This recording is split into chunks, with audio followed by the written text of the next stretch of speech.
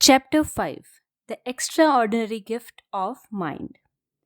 5.1: Perception, Feelings, Knowledge, Store, Memory, Understanding.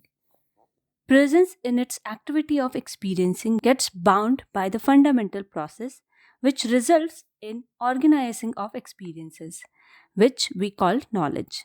The fundamental process shapes this activity in many ways. Like running water shapes the land, it takes the form of an entity where we can lump together activities of organizing. This entity has already been introduced as the mind. It feeds on itself, creating more organization, more structure, more meaning, and more activity. This is by necessity because an entity which does not do this will surely not be there to be experienced as a structure, given the force of impermanence. If you are wondering what these sentences means, then probably you jumped into the middle of it all. So please read previous entries to make the head and tail out of this text. The self sustaining megastructure, the mind, is truly an extraordinary thing. I think the presence is proud of it. It is the beloved child of the presence. The love is so deep that, in the form of the self, presence thinks it is one with the mind. It is all good until the suffering begins. Well, how come suffering just appeared here out of nowhere in this pure love of mother and the child? Did mind come with a built in suffering generator? Did the fundamental process left it there as a bug while calling it a feature? Suffering as ignorance. Here we arrive at the answer to an age old question: why is there suffering? The short version of the answer is: there is no suffering, fundamentally speaking. It's only a temporary occurrence. Suffering is an illusion, but a realistic one. Being an experience and being a result of the fundamental process, the mind is very much impermanent. It doesn't last. Identification of the self with the mind causes an uneasy feeling of the self, of it being slowly trapped, deprived of the freedom, and being destroyed. It is just ignorance as a partial knowledge that the self is the mind, or even human mind, which it is, but only for a while. It is just going through a process of the mind. This process matures sooner or later, and the knowledge is completed.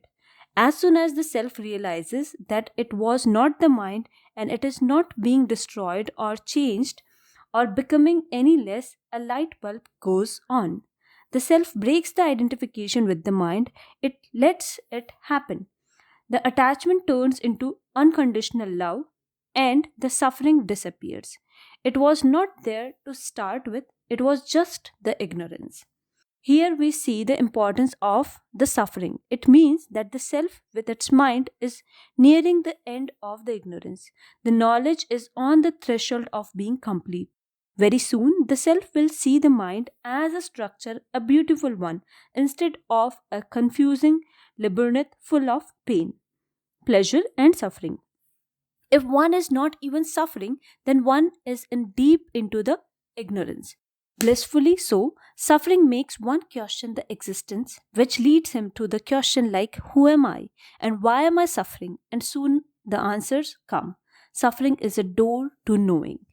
So, growing out of suffering is an important phase of mind, and it has that capability. It is available to all of us. Often, the self will not stop at the mind, it descends deeper and identifies itself with other structures that the fundamental process conjures up, such as the survival process, bodies, biological organs, and even the surrounding physical environment. This makes the path of knowledge very twisty, rocky, and full of pits.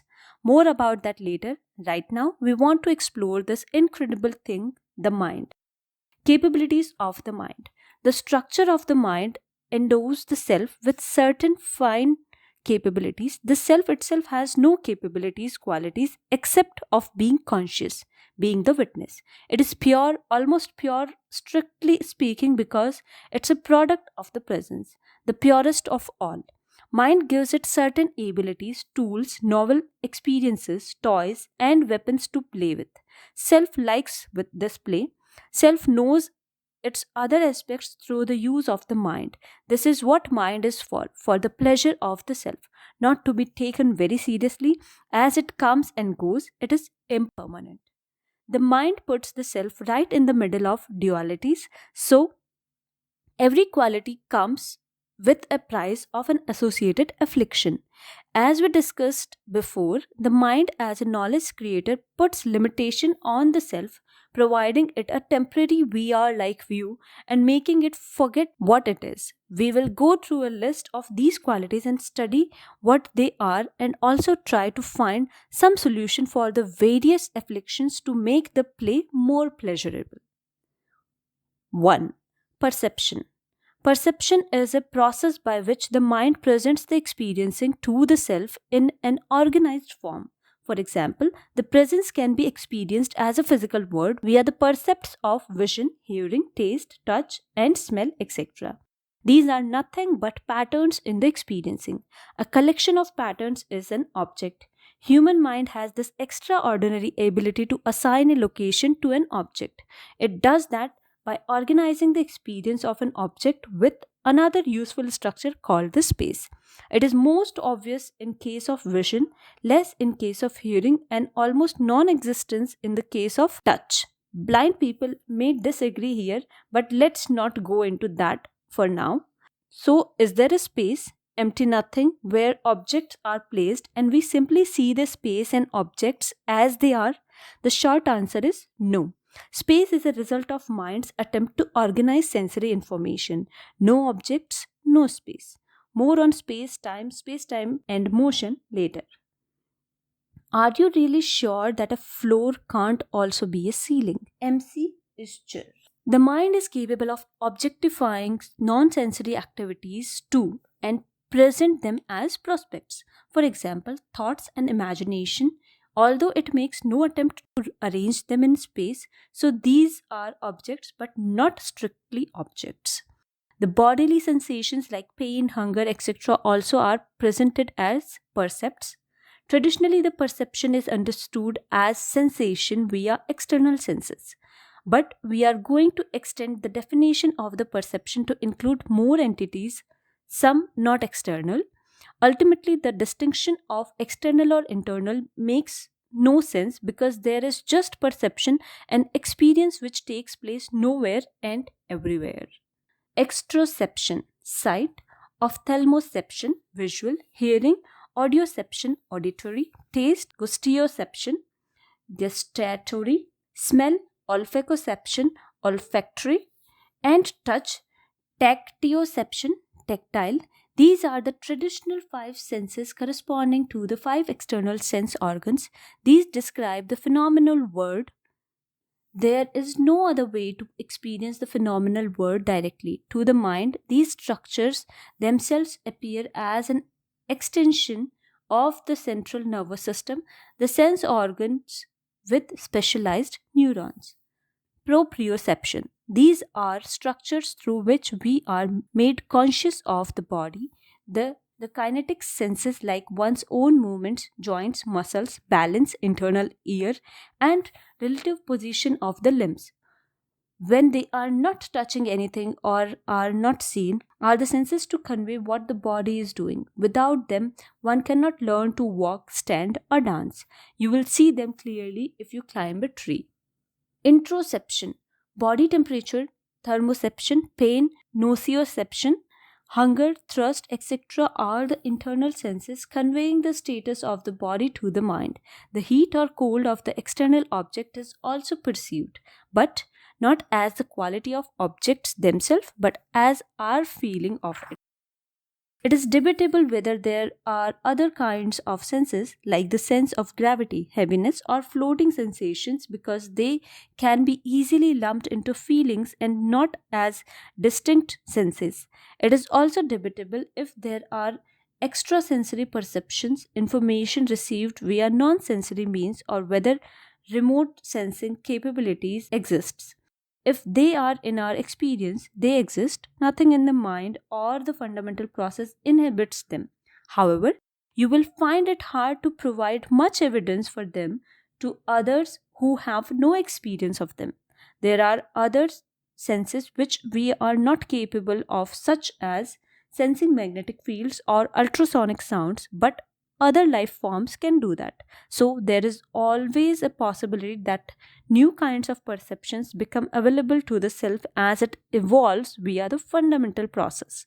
Without the perception, the body does not survive for long. So, we are thankful to them. They are important for our experience as a human being. However, perception being partial knowledge, it is just ignorance and does an effective job of hiding the nature of presence from itself.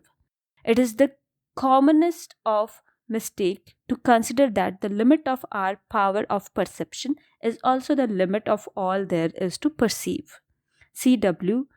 Leadbeater. Second, feelings. A collection of sensory perceptions can be lumped together as a distinct pattern which is perceived as a feeling. For example, the feeling of heaviness, which is not a sensation of gravity, it is just the amount of effort the muscles are doing a proprioception. If you are in an orbit around the Earth in a spacecraft, the gravity is still there, but now the muscles are doing no effort and the body feels weightless. So do the objects you lift. They can be feelings of a full bladder, full rectum, or full stomach. All these are on the objective end of the feeling. Feelings are perceived inside the body. There can be more subjective kind of feelings like fear produces a sensation of shivering, tiny vibrations of muscles, and palpitation heart movements that are mixed with thoughts of urgency, anxiety, and vulnerability. Love produces warm sensations and relaxed feeling or tingles. Feelings are accompanied by particular thoughts, memories, etc. There can be complex feelings, for example, the feeling of rain falling on the body or showering, involving the senses of heat, cold, touch, sound, vision, all in one. The feelings that come when one is with a particular person are even more complex. These can become really creative and poetic when combined, such as the distinct feeling of meeting your lover in falling rain with emotions of love or happiness and perception of beauty, etc. When does the perception stop being objective and blend into subjective? Feelings show that there might be no sharp boundary between the two. There is no sharp division of me and not me. Third, knowledge store. The mind acts as a storehouse of knowledge. It's a structure which defines knowledge. Knowledge is often stored as patterns of experiences and patterns of patterns and so on. There can be basic skills that are learned via the senses like walking, eating, etc., or can be recognition of objects, events, which is just a comparison of memorized pattern and perceived ones. There can be intricate sequences of patterns, how to dance or play a sports, or some very complex combinations of sensory motor abilities, how to draw or paint.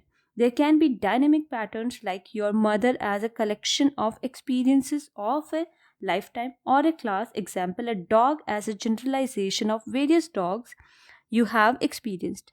There can be higher abstractions like various ideas, concepts, mathematical objects, and physical models. It is clear that only an experience can form a pattern or a structure on which the subsequent patterns are based. I'm not even trying here to be thorough about what consists knowledge. It is a vast subject in itself. I recommended books old and new. There is a recent revival in epistemology because of the progress in artificial intelligence or machine learning. This is the immense help in understanding how the mind organizes knowledge and experience. The process does seems to be evolutionary and or algorithmic, which is not a surprise as the mind is a result of fundamental process, the mother of all such auto processes, depending on the environments and structures and the way in which knowledge is stored and utilized. There can be numerous kind of minds. Our human mind is just one kind. A bacterium also organizes its experiences and uses them, and so does a robot, which are example of different kinds of mind. There can be disembodied minds which lack any kind of phenomenal knowledge or are no longer connected to the senses. Although my own experience is limited in this regard, but it is possible to infer that all the knowledge of all minds resides in the universal mind. So, whatever we as individuals learn is never destroyed. Individual minds and bodies are destroyed, but the knowledge they organize in their lifetime is preserved. To be honest, I cannot say this from my personal experience. 4. Memory. A memory is an impression just as footprints are impressed on wet soil. Experiences get impressed on the mind. Often, human memory is generally thought of as a sequence of connected experiences, such as the various school events that happened in your last vacation, including audiovisuals and other sensory contents, in addition to the knowledge they imparted. This is how we generally experience memory, and you can have a memory of remembering something, but in its basic form, it is just stored pattern. So, the line between knowledge and memory blurs here. Your knowledge of mathematics is also a memory of all the experiences you had with that subject.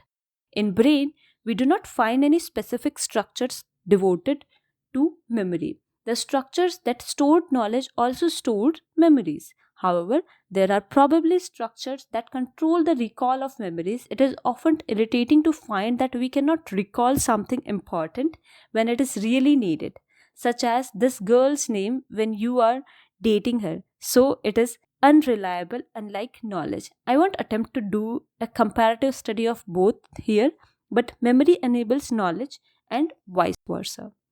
There can be non human memories like those corresponding to the non human minds, such as patterns impressed on paper, books, or pictures, magnetic field on tape, or electronic memory, or the DNA.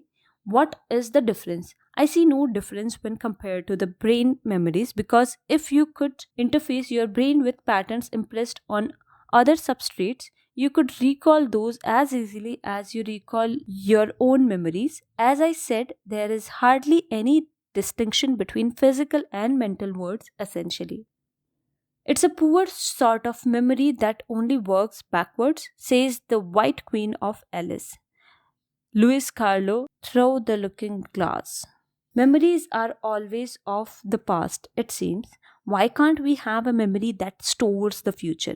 What a silly question. You may say that that's right, it's silly, but then the idea of memory storing the past is silly too. In my experience, a memory is always seen in the present. Now that's a real shock, but that's how it is. What we call a recall remembering is an experience happening now. It is exactly that, a memory. Time is an illusion, lunchtime doubly so. Douglas Adams, The Hitchhiker's Guide to the Galaxy.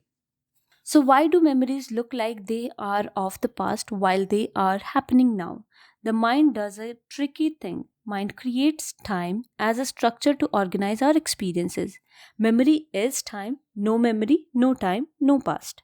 Mind simply classifies an experience as past experience by using some basic rule.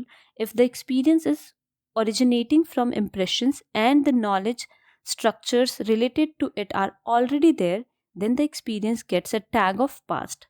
This creates time when the mind is not doing that, such as in deep sleep, there is no time. The time of your waking up is the same as the time of your falling asleep. When the mind operates in unusual modes, such as when you are drunk or are dreaming, the time becomes very fuzzy and random. So the question is, doesn't memory store the past events, and isn't that its primary function and definition? No, it doesn't. It only stores the experiences which happens in no time. It's all eternal now for the self.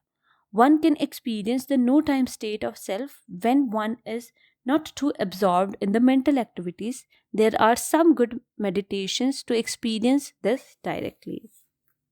In some philosophies, the concept of memory is extended further to include the memories and knowledge stored in disembodied minds. The body is impermanent and usually fades very quickly compared to the mind. The impression and other structures may remain intact to some extent, and a new body may form based on them. Such impressions are called sanskaras, also known as karmic impressions or vasanas, tendencies. They dictate the personality of owner of the body. I cannot say much about these concepts. I have only a faint experience of being born with some unexplained tendencies. Universal mind never forgets. It holds all memories of all individuals, almost infinite amount of memorized information. Like knowledge, our memories of experiences are never lost. Again, I won't be able to confirm that with my own experience, but many advanced seekers can do so. The point here is to open up your mind so that you get busy seeking the answer and verifying what's said here. I don't intend to sell you yet another belief. 5. Understanding. The pieces of knowledge can be linked together in relevant ways, which makes them more useful. I will define such superstructure as understanding to avoid the confusion caused by multiple meanings of this term. Understanding comes with prolonged experience with the contents that are related. For example, when one sees that the water always flows in certain direction, one relates the experience of water flow, slope, terrain, etc. together and forms a logical chain of experiences resulting in an understanding that water flows downwards. There can be more complex forms of understanding, such as understanding a complex phenomena like electromagnetism, or a person and his behaviors, or a culture, and so on. Understanding of a particular thing may differ from person to person because their experiences differ. Not only that, the way people structure their experiences together differ due to their different capabilities to organize experience or information. This has something to do with the intelligence to be described later. It is also a skill which can be developed. Understanding anything is often a lifelong process, especially if the subject is dynamic, such as a person. It is possible to understand better with more experience, specific, and if you are lucky, with the help of a good teacher or guide. Most of the suffering we cause to ourselves and others can be avoided by understanding each other better. It is also very useful to know how another person understands a particular thing or idea. This avoids confusion, or as they call it, misunderstanding.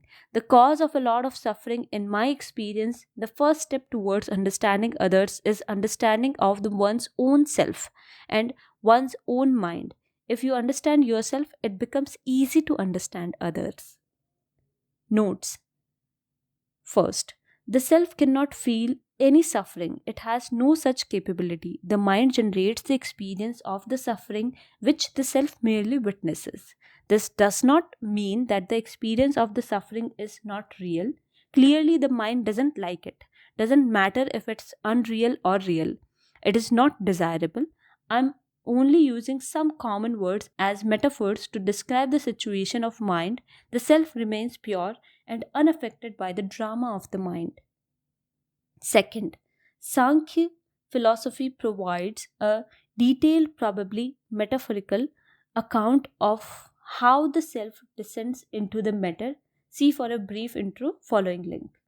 Third, this list is probably non exhaustive.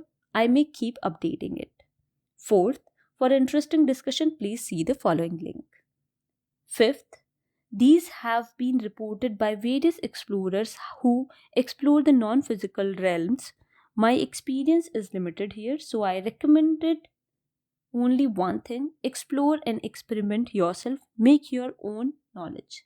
Sixth, I'm thankful to Rupert Spira for explaining this clearly. Seventh, the mind creates more such entities, colors, tones, tastes, smells, and like that cannot be found in physical world nor can be measured and are strictly considered subjective. I can't show you my red color as I see it directly to you. You never know what red looks like to me. These entities are just structures with peculiarities in order to organize the knowledge in a meaningful way. Some are substructured in space and or time, some are not. Where is smell located? Just think about it. Eighth, will a different kind of memory create a different kind of time? I'm not sure. How does time feels like for a goldfish or for an intelligence and conscious machine?